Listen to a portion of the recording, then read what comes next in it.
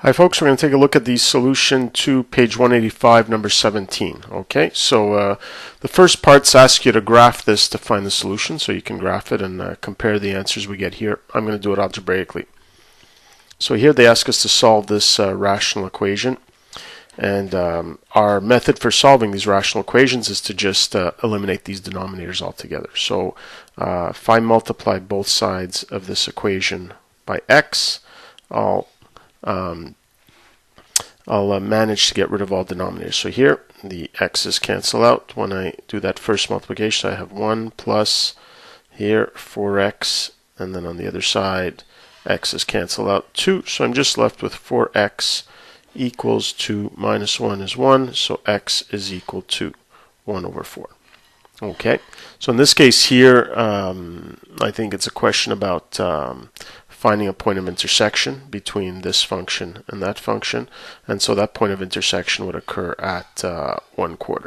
Okay, and I guess if you wanted the y value, you can stick it into either one of these equations. So 2 over 1/4 would be 2 times 4, so that would be 8.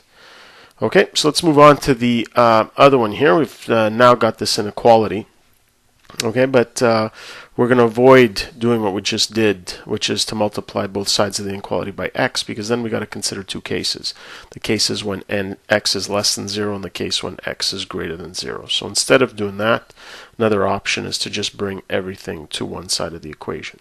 Okay, so here we have 1 over x plus 4.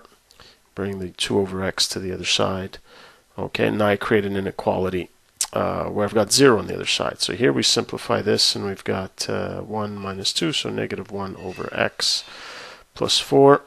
And now use common denominator, so negative 1 plus 4x over x. Okay, and our goal here is to get the zeros and the vertical asymptote. So the vertical asymptote of this expression, if it's seen as a function, is just going to be at 0.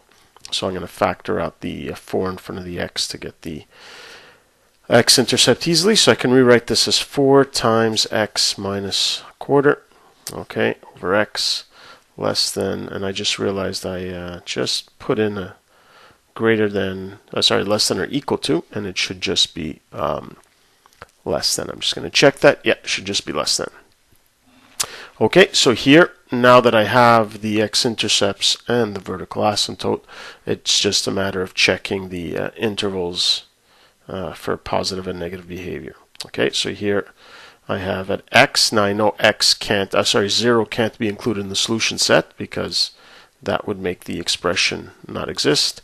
And I also don't want to include 1/4, because 1/4 makes the expression 0, and I don't want less than or equal to 0. I just wanted the less than. Okay, so now we're going to test the intervals. So say we pick something like negative 1 here.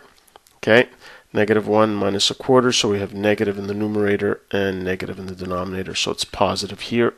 Not going to be including that interval. Here we have to take something between 0 and 1/4. I say 1 over 8. Okay, so 1 over 8 minus 1/4, that's going to be negative. But 1 over 8, and the denominator is going to be positive. So the whole thing is going to be negative, so we are including that interval. And then lastly, let's pick anything bigger than 1/4, so let's pick 1. 1 minus 1/4 is positive, and of course 1 itself is positive. So the only interval for which this inequality is going to be satisfied is when x is between 0 and 1/4, not including either of them. Okay. So again, just a recap on how we solve rational equations and inequalities. They are done differently. A rational equation can be solved by clearing out all the denominators, by multiplying by the lowest common denominator, and then solving the remaining polynomial equation. Whereas a rational inequality, you need to bring all terms to one side of the inequality, and then write that side as one rational expression, less than or greater than 0, and then from there test the intervals created by the zeros and the vertical asymptotes. Okay, that's it for this one.